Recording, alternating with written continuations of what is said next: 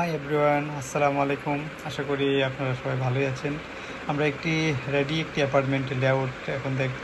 এটি হচ্ছে বসুন্ধরা আবাসিক এলাকা, জি ব্লকে অবস্থিত। আমরা এখন লিভিং স্পেস থেকে আমরা ডাইনিং স্পেসটি দেখছি এবং ডাইনিং বেসিন, কিচেন আমরা এখান থেকে দেখতে পাচ্ছি। এবং এটা হচ্ছে সেকেন্ড বেড, চাইল্ড বেড হিসেবে, এবং এটার পাশে হচ্ছে মাস্টার বেড। এবং খুবই কমপ্লিট একটি বিল্ডিং, খুবই রুচিসম্পন্ন টাইলস লাগানো।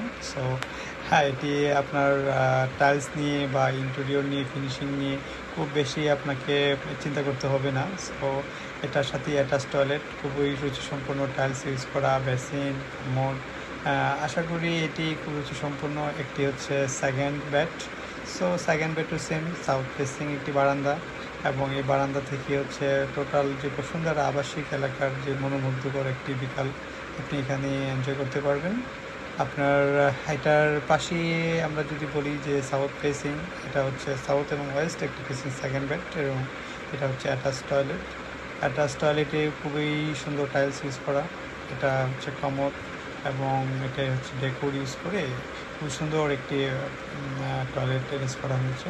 এখন আমরা যাচ্ছি হচ্ছে কমন টয়লেটটাও খুবই সুন্দর একটি টাইলস ইউজ করা হয়েছে।